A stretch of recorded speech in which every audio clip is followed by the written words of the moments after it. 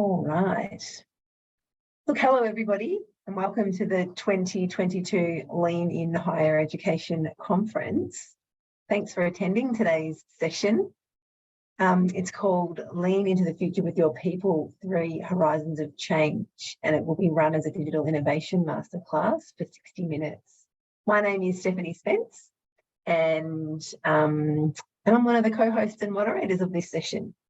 Just a couple of housekeeping issues. So please stay on mute during this unless you're putting your hand up and then we refer to you or we shoot out some questions. Please turn your cameras on if you feel comfortable, because we'd love everyone to see everybody. Feel free to use the chat. I can see some people using the chat already. Hello from the USA and Canberra. Wonderful, wonderful. And as I said before, the presentation is being recorded. So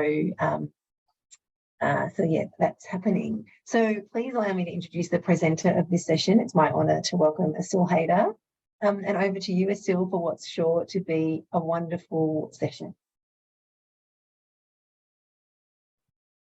Thanks, Steph, and trusting you can all hear, just wave your arms if not. I've seen that there's somebody also joining from Canberra, so just adding my welcome to Steph's to you all, and I hope you're enjoying the conference. My name's Assyl. I've been with the University of Melbourne since 2017, and that was first as Director of Digital and Data, and then currently as the Director of Digital Transformation for Operations.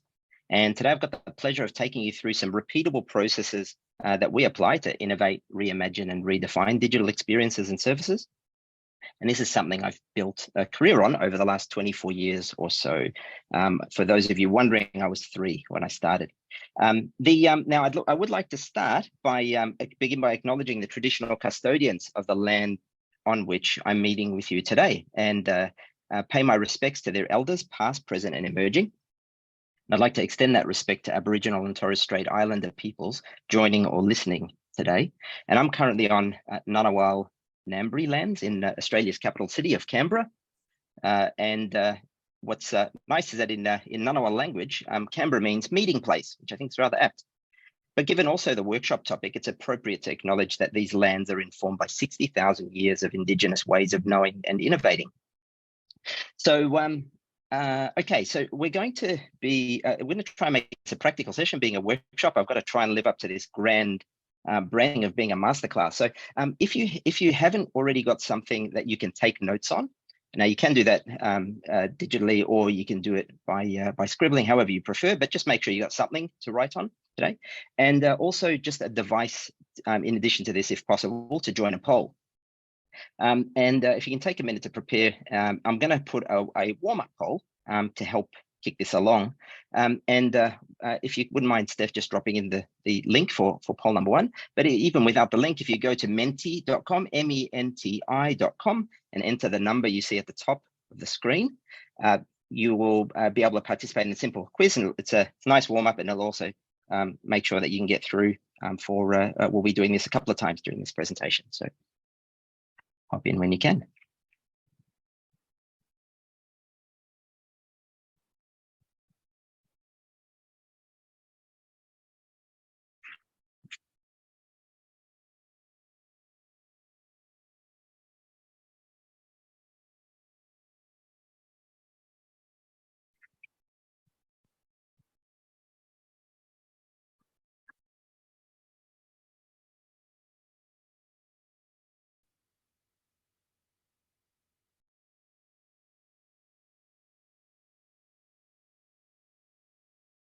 Now, I've just realized that on what I can see on my screen, I can't see your responses coming through. So hopefully, are you seeing the slide changing on your end? Yeah, thanks, Steph. I'll see if I can pop in just while we're getting. Try and look on.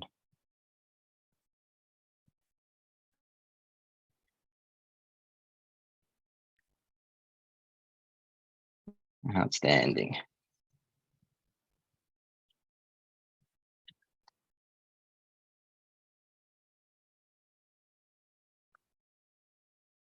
Fantastic. Okay, well, it looks like we've most people have managed to get in and participate. So I'll let you form a view on what what the patterns of dots tells you about the priorities of us as a group. I'm not but we're going to keep. We've got a bit to cover, so I'm going to jump straight in. So we're going to start by unpacking the focus of digital innovation.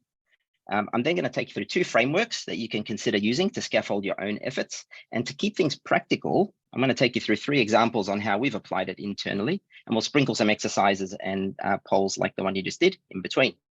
As I mentioned, you are going to need a way of taking notes, so just hopefully you've got that on hand. I'm also going to offer a challenge to you at the end, and this is something that just so that the learning doesn't have to stop here. It's something you can take back to your institute and continue. So to summarize the learning outcomes from this session, there'll be techniques for mapping value, a process for running innovation cycles, and some principles to identify, manage, and deliver both incremental and transformational initiatives concurrently. I have made some assumptions that you've got some appreciation, at least, if not deep experience in, but lean design thinking and agile principles, and you've got a general appreciation of digital as an enabler or driver of impact. If you're a more advanced proponent of digital innovation, some of the content will be quite familiar, and the exercise and discussion may be an opportunity for you to go a bit deeper. Now we've got a bit to cover, so I'm going to jump straight in, and we're going to start by defining digital innovation. And I'd like to begin with your understanding on this. So if you wouldn't mind, Steph, the second poll would be great.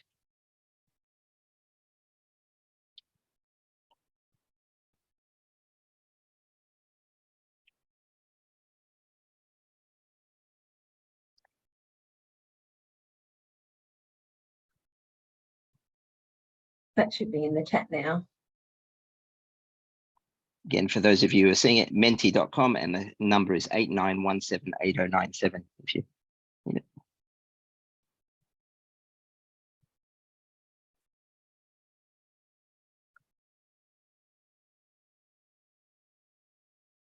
Okay. Okay, so we're seeing enablement, connectedness, transformation. I love the connectedness one. It'll come through hopefully in the discussions that we have, but my personal definition of digital is very much around the intersection of human with technology and systems, and certainly you can't really take either either the human or the tech out of it. So it's great to see connectedness in there. Streamlined, expected. It looks like a bit of balance across the themes. And I think connectedness being one of the bigger one.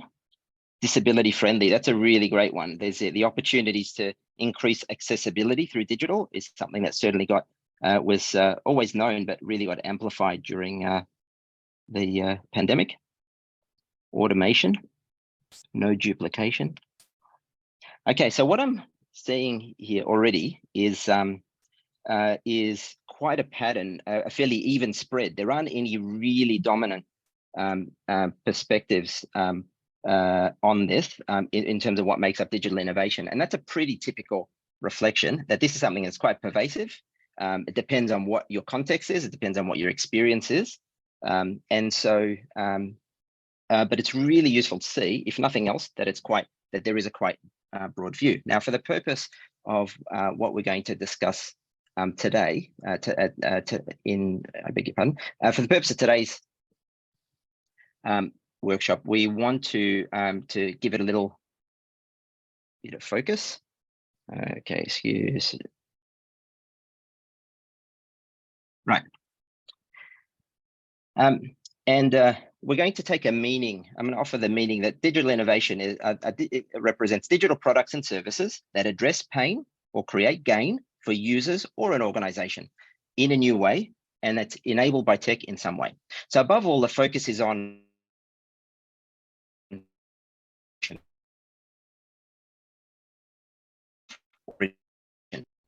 and the evidence of value is that one way of looking at it is that someone is willing to exchange time, information, energy, money for its use.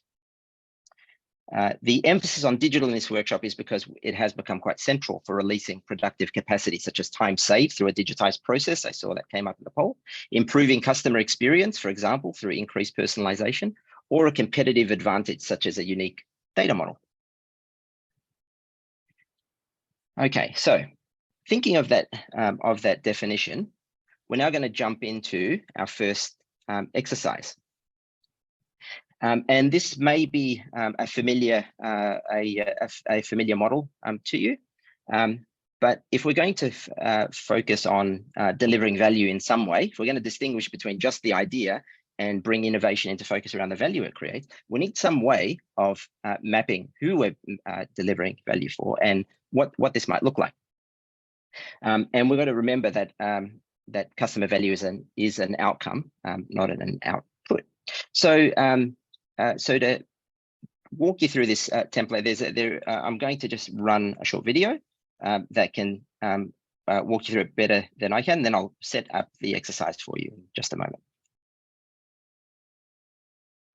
Every day, companies design products and services to improve their customers' lives. But 72% of new product and service innovations fail to deliver on expectations. This means that customers don't care about 7 out of 10 new products introduced to the market. It doesn't have to be this way. Just like you create value for your business with a business model canvas, there is in fact a tool to intentionally visualize, design, and test how you create value for customers. It's called the Value Proposition Canvas.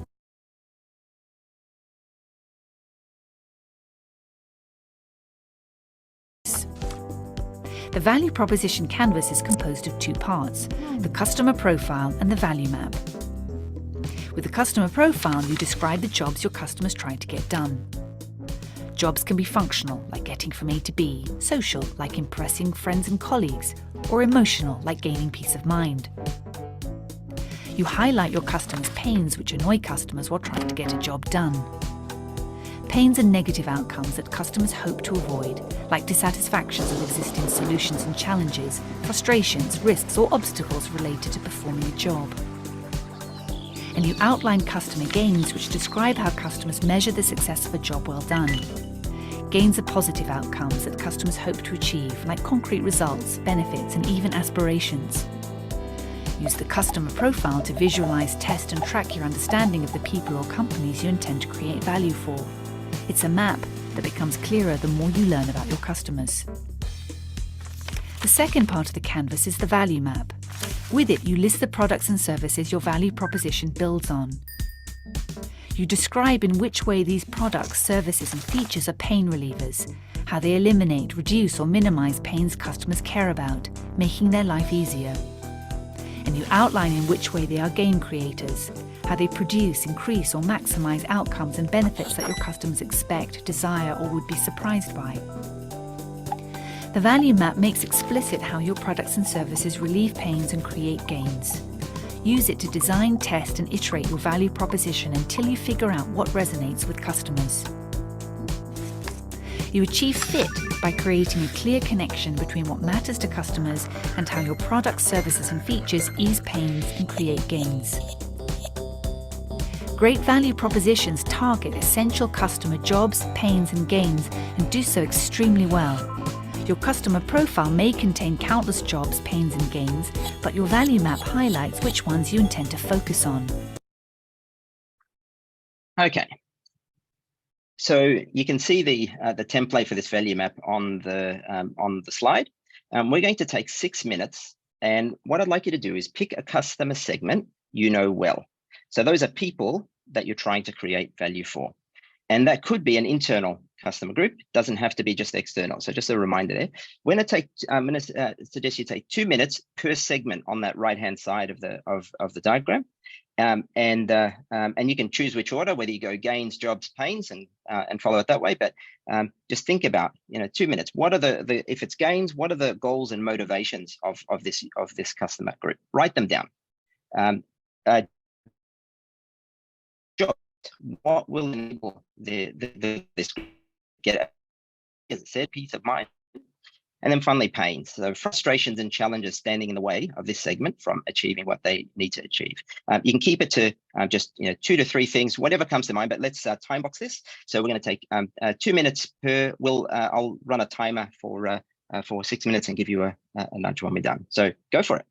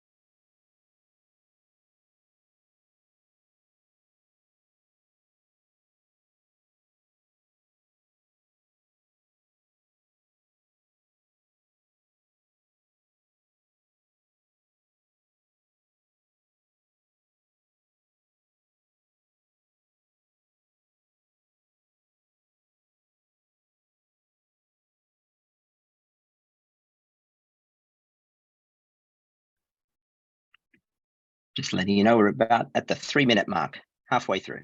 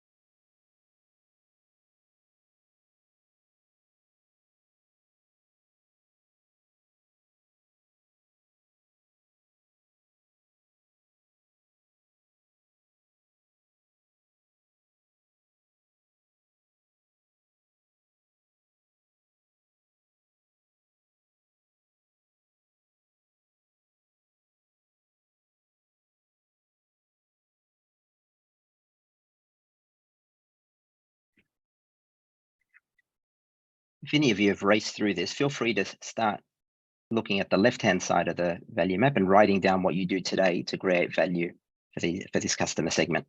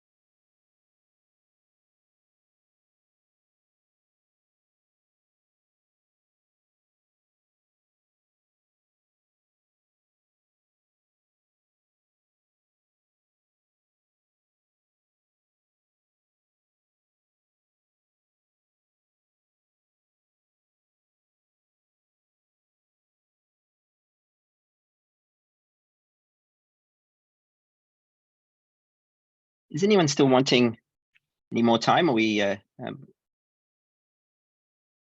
No, we're good. Okay.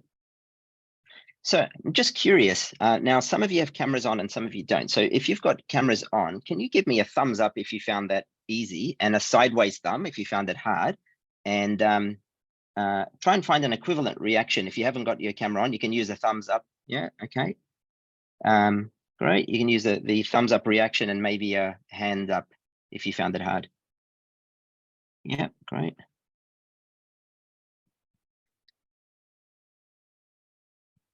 Okay, so a couple of you found it challenging, and most of you seem to find it reasonably easy to do that. Great. So what we're going to do is spend a couple of minutes now, maybe a little bit less. I was going to allow 5, but it seems like we can probably move through it a bit quicker. If you haven't already started, we're going to go to the left-hand side and just think about what you do today that actually is working to release value for this group. And I appreciate the word customers may or may not land well with you. It may not be something that they use. You can interchange that for whatever language gives it meaning, but it's a group of people or a part of your institution that you're seeking to serve and create value for in some way. Well, for efficiency, I'll use the word customers interchangeably. Okay, so we'll take about, we'll see how we go, 3 minutes. So, and write down what you do today to create value for these customers.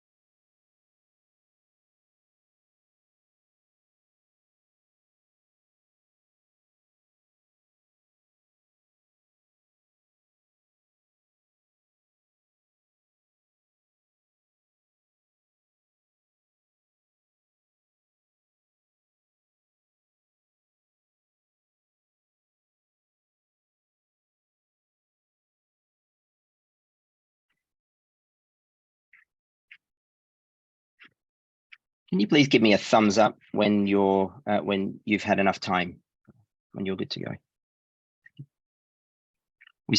Thank you. Thank you.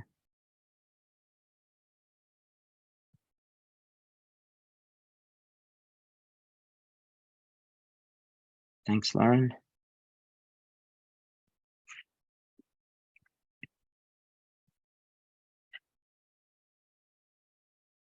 Thank you. Thanks, Graham. Thanks, Julie. Thanks, Melissa.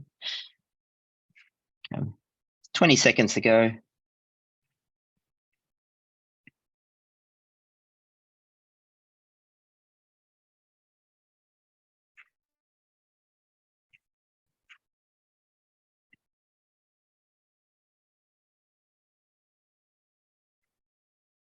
Okay. Okay, great. So we've gone through this first exercise. We've hopefully in front of you in some form, you've got the beginnings of a map just to help you focus. So now I'm now going to take you through a process that we use, a repeatable process that we use to innovate and particularly to manage the design and discovery when we're focusing on a particular segment.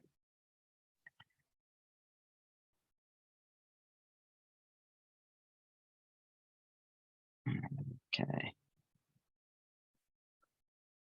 Now, the process you see before you is not one I can take credit for developing. It's actually a well-proven process, and it does reflect a combination of, or the intersection of lean design thinking and agile applied to a digital context, which means technology is involved to some degree as well, whether it's existing or emerging.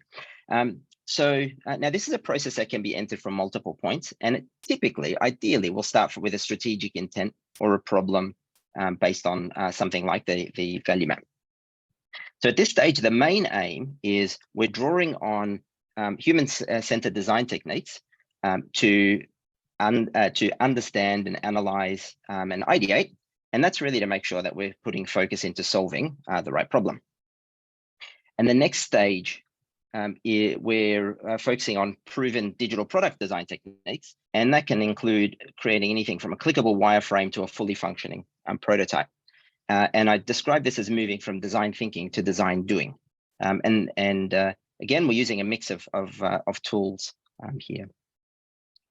At this stage, it's also important it can be important to consider the possibilities from emerging technologies. And on the surface, this can look like jumping to a solution, but in fact, what you're trying to do is get to a user testable outcome faster. And that's also known as empirical design or building to think rather than thinking to build. And overall, as you go through this process, what you're trying to do internally is also develop a partnership. Now, depending on the environment you operate in, it might be the delivery and discovery and the building might not necessarily all occur by the same teams. So it's important that you're drawing on the relationships there. If they do sit in the same team, it's also important still to make sure that the flow of communication and insights continues to go. It's not just linear, but it actually starts to also create loops. And those learning loops are a key part of the value that gets created here. It's not just the thing you build, it's also each lesson and the capacity to improve the hypotheses you test all the way through. Now, I am going to include in the pack some further reading, and I will share these slides at the end. So if you want to go deeper into that was a summary of the process, but if you want to go deeper there is some other reading. I'm just going to pause before I go into the next, the second framework, see if there are any initial questions, burning questions. You can either drop them in the chat or just unmute, and I think we're just okay for time right now.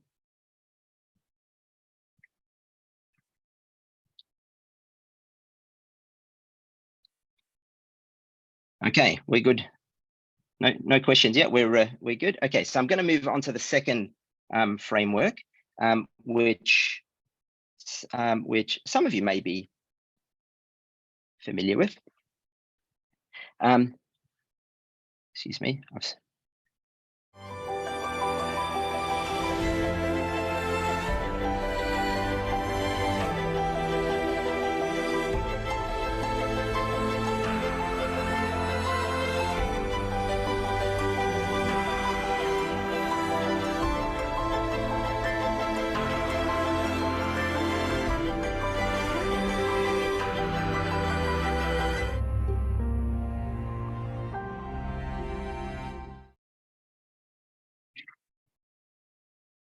So that was the prompter there. Before we move into the framework, I moved into once I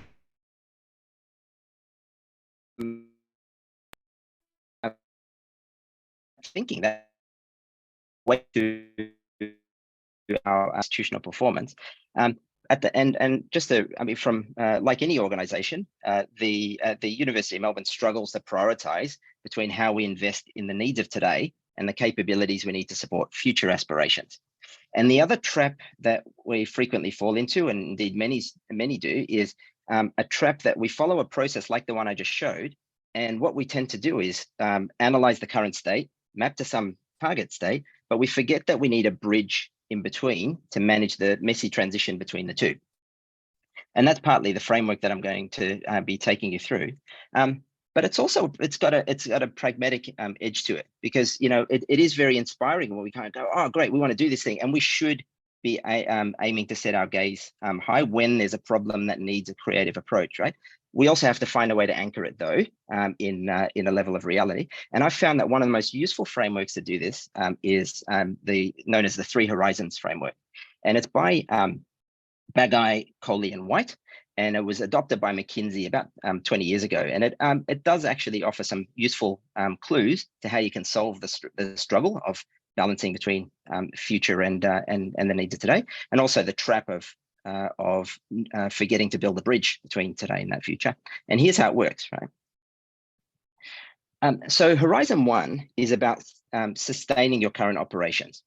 And I've put in a card. I'll put a card for each of the horizons where it just gives you a sense of how you might define it, some principles for defining it and recognizing. And that's really important, that you actually first up are able to tell the difference between the initiatives you're working on. And Horizon 1's characterized by having solutions that are largely known and can largely be delivered by existing capabilities. Metrics are mainly lagging as a result, and they tend to be return on investment focused. How much time did we actually save? How much money did it create, or cost did it take out, et cetera, et cetera.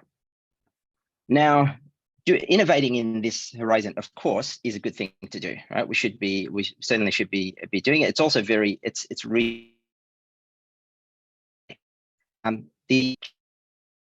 to existing initiatives or optimize efficiency is actually not enough to provide long-term sustainability and relevance. And if it was, you wouldn't have so many transformational programs that are undergone across all industries. So when we're aiming to explore a new business model, though, or a product, or a service, or a feature, we need to manage the risk somehow and put some boundaries around the time, scope, financial investment, etc.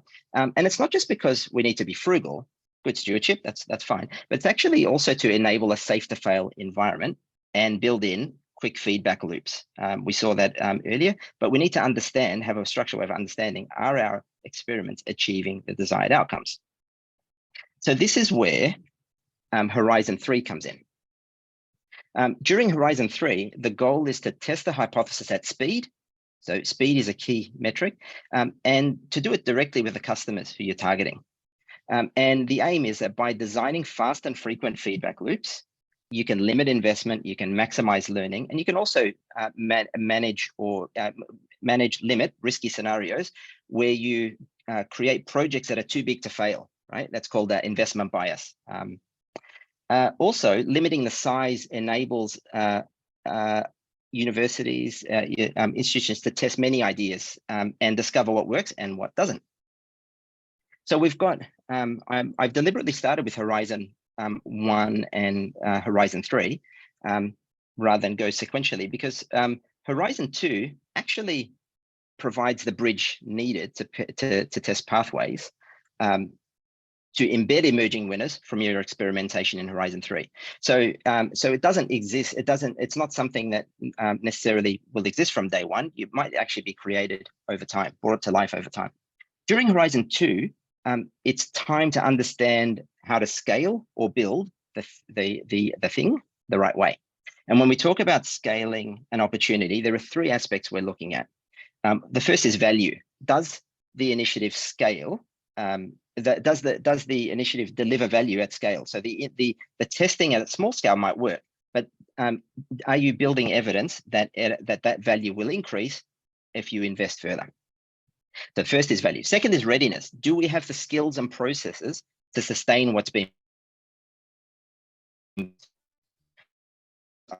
Is there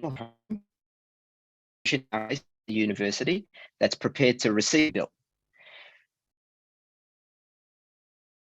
Okay, and now there's one more thing that's really important here. So of course you're using the answers to those questions to make further investment decisions on how to scale it up, or scale it down, or stop.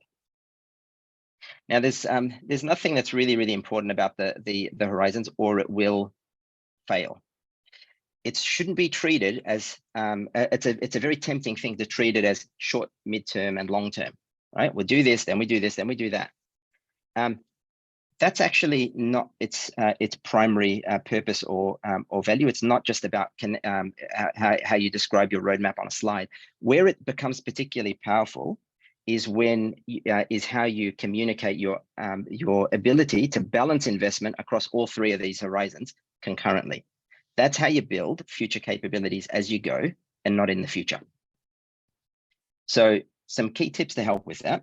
So when you're starting, you might find it easier to focus on establishing the processes and pipeline for Horizon 3 and Horizon 1. So don't mind Horizon 2 yet. You may not have anything that actually needs to be in the first instance. And that's also, you need the bookends, if you like, in order to have some of the very difficult prioritization conversations that tend to come up in Horizon 2. Horizon 2 is where a lot of your business change management will be tested. The second tip is don't try to fix the time that an initiative actually sits in Horizon 3 or 2.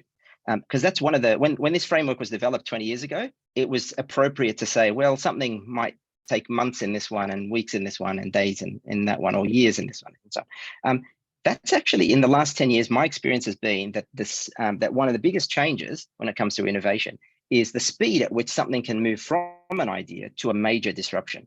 So the tip there is move as fast as the data tells you your customers and your internal operations are ready. Final tip, the concept of experimenting and making small changes and retrying things and subsequently scaling, that's actually got really strong parallels with research activities.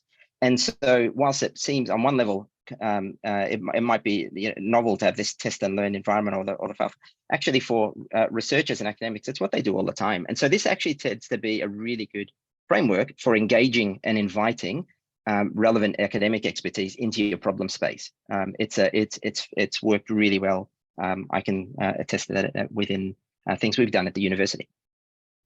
So I'm going to jump into 3 examples to help bring this to life for you. But before I do, are there any questions about the 3 Horizons framework?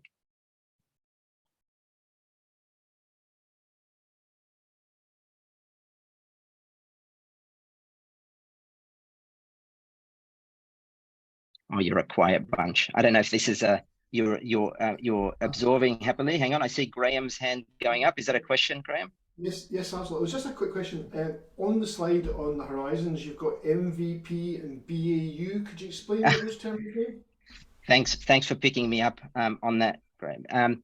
MVP, minimum viable product. Some people say minimum lovable product, depending on what you're testing. BAU stands for business as usual, so normal operations, something that you can that you already sustain. Thank you for calling that out.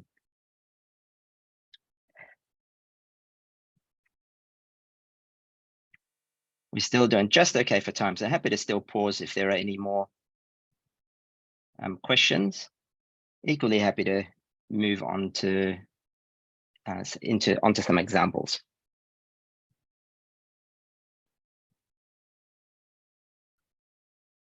Actually, let me throw a question, maybe a thumb, again, by thumbs up. Oh, hang on, there's something coming through in the chat. Are these, I'm not sure if these are questions. Oh, thanks, Steph, for popping those in. Great, okay. By thumbs up, curious on whether, if you were to guess, how many of you would say that you're doing some Horizon 3 type initiatives already? You're delivering them today. Give me a thumbs up if you're already doing things that would be quite far off your off what you do today and potentially transformative in nature.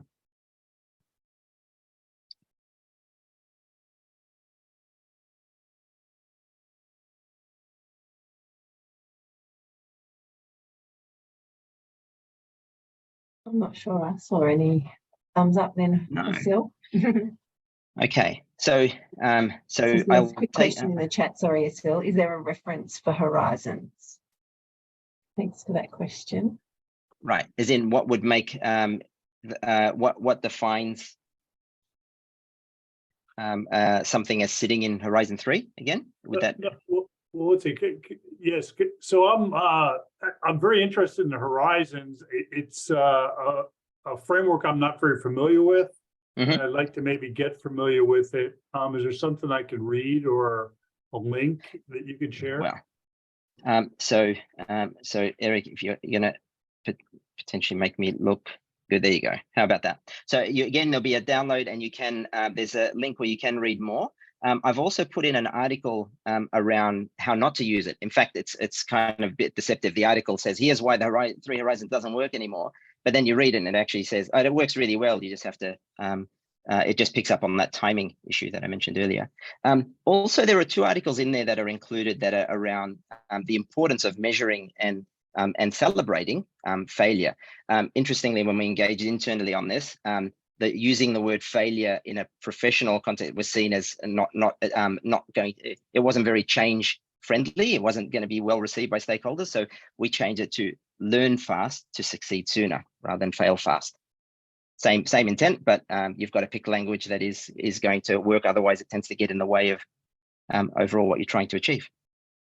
So there's another question in the chat. If you wanted to take it now, it was from Anne Ewan. Thank you. Would you need different project team structures for each horizon type? That is a great question. Yes is overall what my advice would be, and there's 2 angles to it. Horizon 3 tends to be again, you're going for speed, so keeping the teams typically at 6 people at the max is a good idea. Smaller is fine too.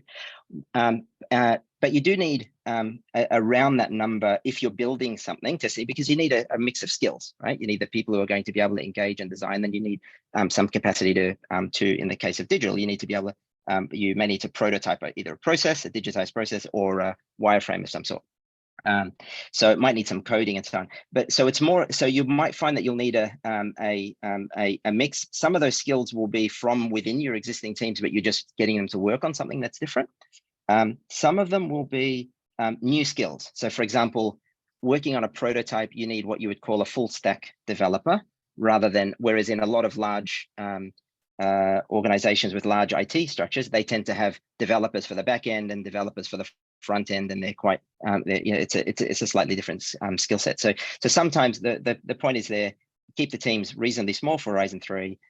You're aiming for speed. Multidisciplinarity is also almost a given. It's really important.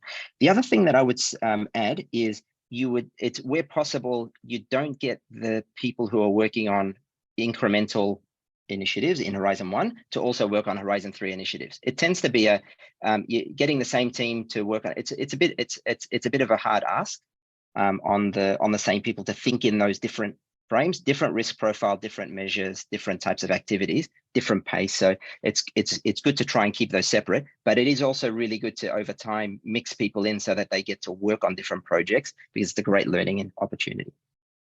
I hope that answers your question or somewhat, but happy for you to reach out if not and chat further. Thanks. Okay, Like, so three. if I could ask a quick question. I'm with Eric in that this is my first introduction to this framework, and so I'm curious to learn more about it. But where it's taking my thoughts is right now we're in the process with our office of 3 people that the direction of what type of work we're going to do is in transition. And we're trying to define what our capabilities will be and what directions we go. Is this a good tool for us to explore to help refine the thought process on that?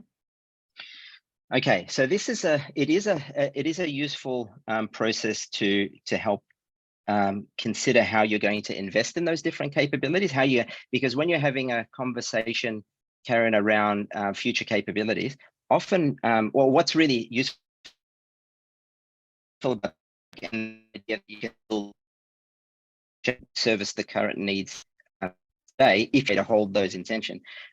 You give an outlet for the people who are really thinking about the future, and they're really, you know, they can't think past. They won't engage in a planning process unless they feel like they can express the opportunity or an ambition in some way. And then on the other hand, you've got the people that are saying, well, don't talk to me about any blue sky stuff if we can't fix the mess that is right in front of our noses. Okay. And it's not that one's wrong and one's right. So you need a way of managing both or creating space for both of those conversations. In that sense, this is really good. For what you just mentioned though, and I think I might have a link for it in one of the earlier slides, I would suggest you look at the lean value tree or value stream mapping. It's a very simple way of connecting your strategy and your operating model to just start a conversation around what kind of hypotheses or investments, or it uses the term bets you want to make, strategic bets you want to make, and helps you see them relative to each other.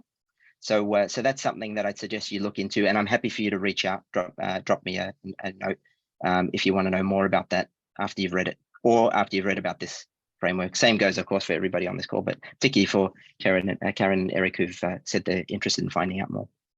Okay, thank you. Okay, so let's jump into some examples to help bring this to life. So over the last 2.5 years, the team that I'm a part of, the Operational Performance Group, has delivered and enabled about 20 initiatives for the university. And about a quarter of these have had the potential to be particularly transformative. And that's a useful goal. If you kind of aim for sort of between 10 and 20% over time of your portfolio of initiatives being in that sort of Horizon 3 phase, that's a good outcome. And that can take some time, but it's a good outcome. So I've chosen these examples, the 3 examples I'm going to walk you through, because they did involve collaboration across multiple teams and students and academics. And I'm going to share a quote with you from Diane Quinn, who is the Chief Creative Officer of the Cirque du Soleil. That some of you may have been familiar. They're great fun to watch, very, very creative. And Diane says that creativity and innovation require an environment of uncertainty. And uncertainty means that we don't know. And innovation starts when we get comfortable not knowing, and we begin with a question.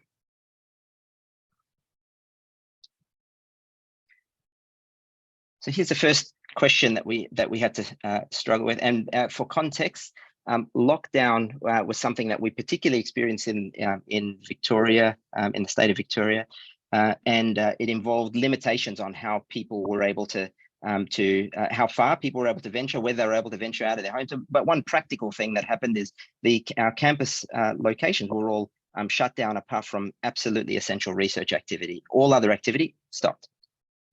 So a challenge came up. How do we show that our campus community didn't actually stop even during lockdowns? How do we recreate the physical experience of the University of Melbourne in a digital way? Welcome to the Virtual Campus Community, a digital ecosystem designed to keep us more connected than ever. On the Virtual Campus Community, you can browse the latest events coming to screens each week. Find the freshest content, whether it's a Unimelb from home, Zoom background, a slow TV meditation, or videos of our students, staff members, and alumni sharing how they're maintaining connection while physically apart. Listen to podcasts, learn the latest from our academics in how-tos or bite-sized lectures, and satisfy your cultural curiosity with our performances, galleries, and museums streamed online. Access resources to study and work remotely, and connect with others, strengthening our campus community spirit. Find an alumni mentor, sharpen employment skills, and access student-to-student guides and peer information. And read the latest expert commentary on Pursuit.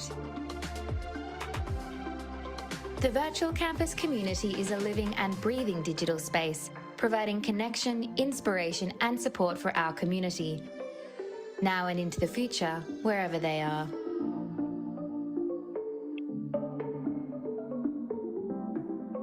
Now, the key challenge we had here was we knew we had a lot of richness to showcase. The challenge actually was to executives not to turn this into a big program of work, because we didn't actually know what you saw there was what we ended up building. We actually didn't know that was what needed to be built. We just responded as best as we could in the time that we had and for the lowest cost that we could.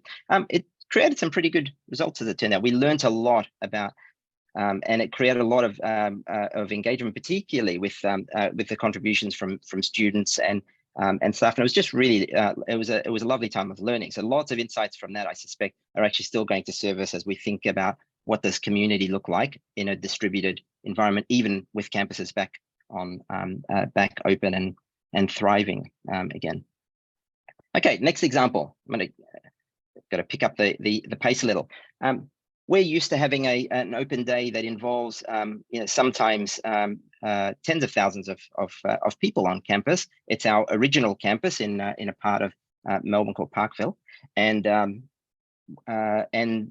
typically people, it's lots of people spending the day there, and a lot of the values that interaction that occurs.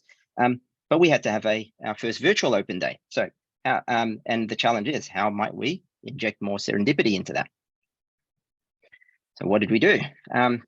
Well, we knew that there was an interest in the campus locations. The students and families of students really want to know more about the spaces. And then when we had a look at, there's lots of rich content about it. But if you go to the current website, it takes you to an experience that's more around here's what buildings we have on each campus and how to find them.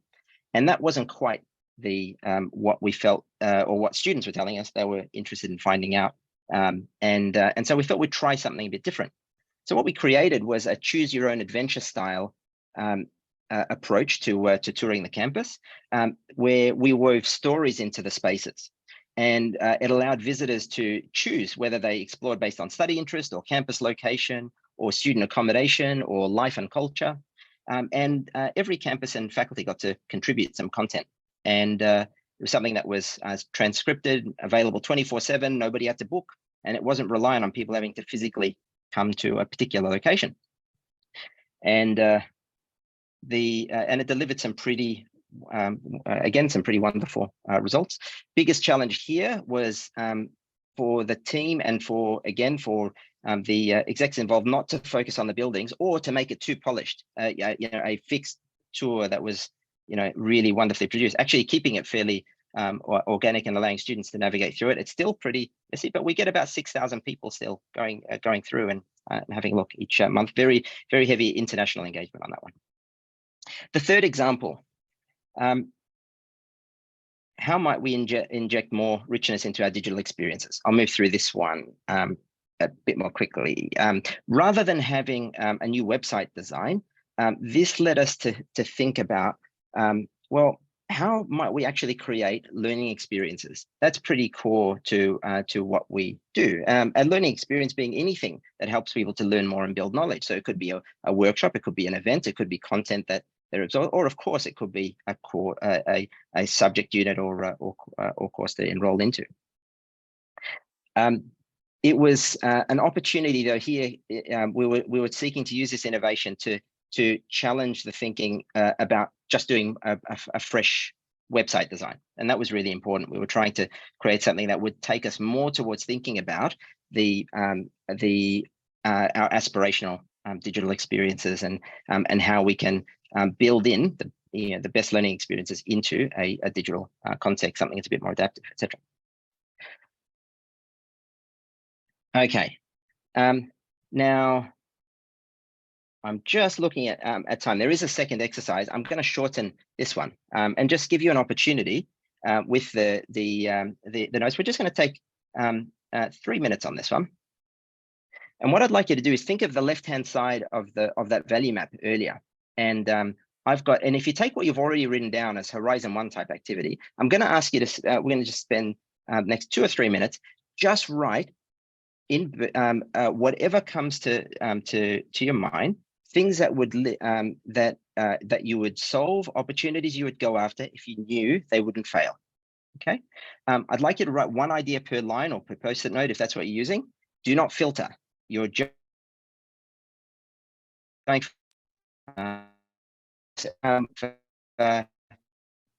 Actually, let's just go with that. Let's jump straight in. I'll put a timer.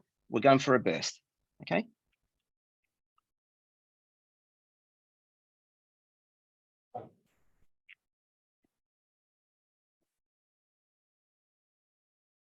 While they're doing that burst, there's 2 questions that you might want to consider in the chat.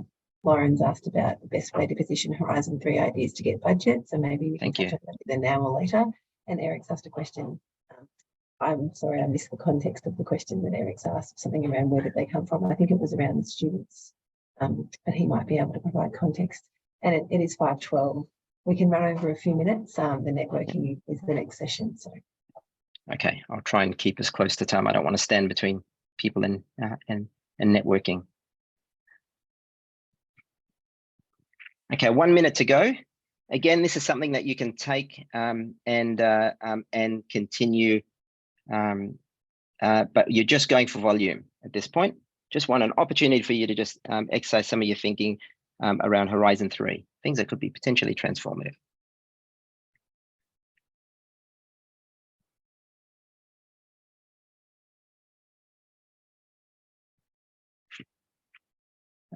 And Eric, if you get a chance, if you could just add to the chat what the questions were that you were referring to, or were you referring to confirm that you were referring to? No, it was just the 3 questions that you used for your examples. Those those were the 3 questions, or where'd the questions come from? Ah, got it. Okay, they came from challenges that we had that then we put through the processes I walked you through.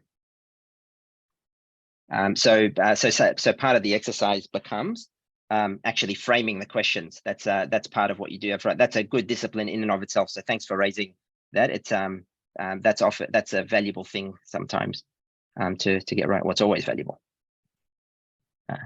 Glad you like the question. So, okay, we're at time. What I'd like you to do is you can take that and then later, if some of those I encourage you to do that exercise again in really short bursts, like 3 by 2 minute bursts or 3 by 1 minute, and just go for volume.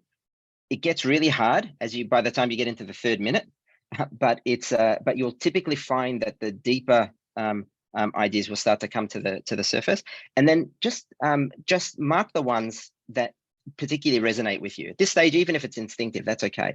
And feel free to put some asterisks or some stars on what you've written already, and you can come back to them as part of a takeaway exercise I'm about to step you through.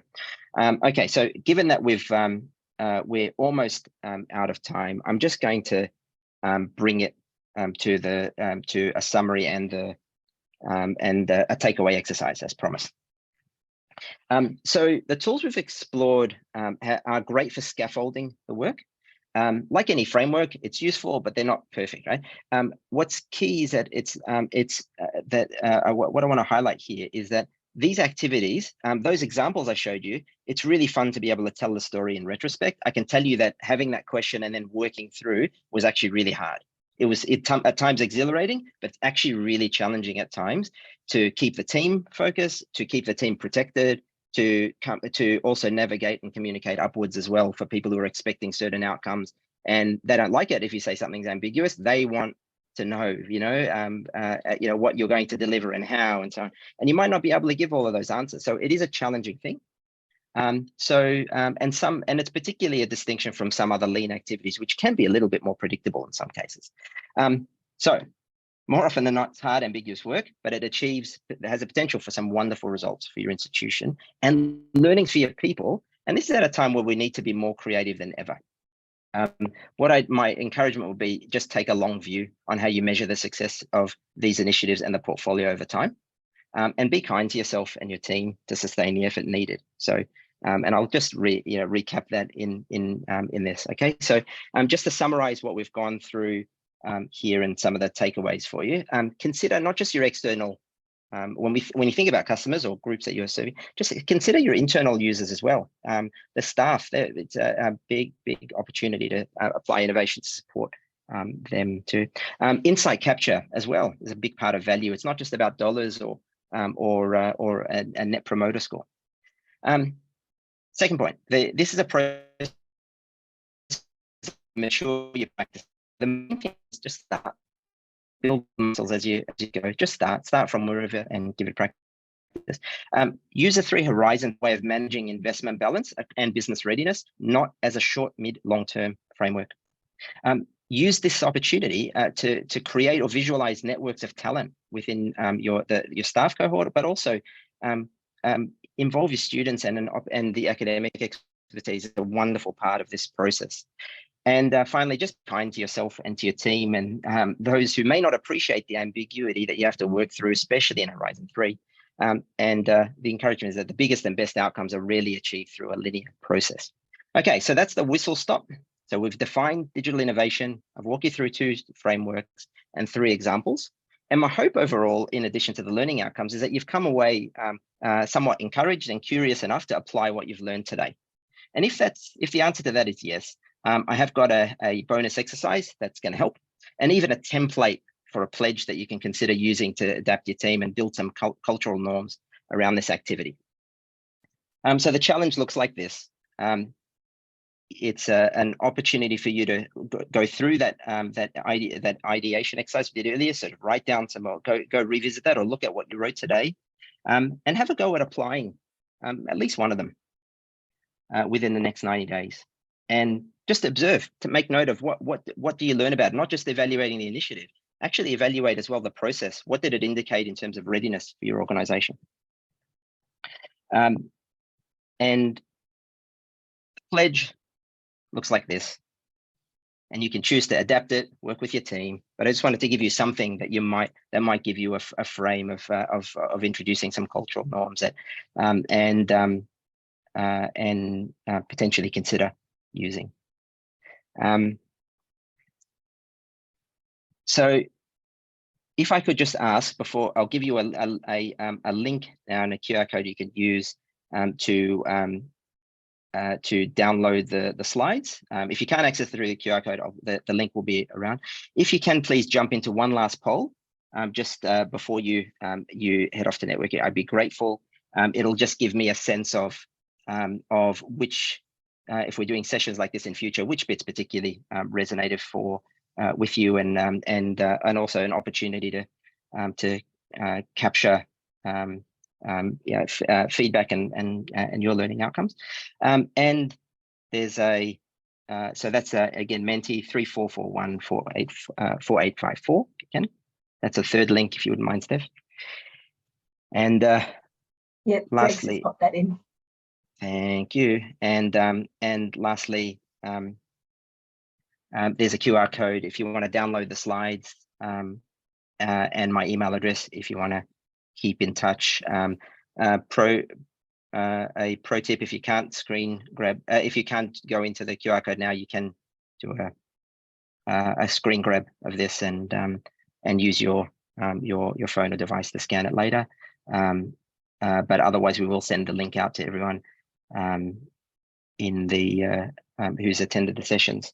Apologies, I have taken you a few minutes over.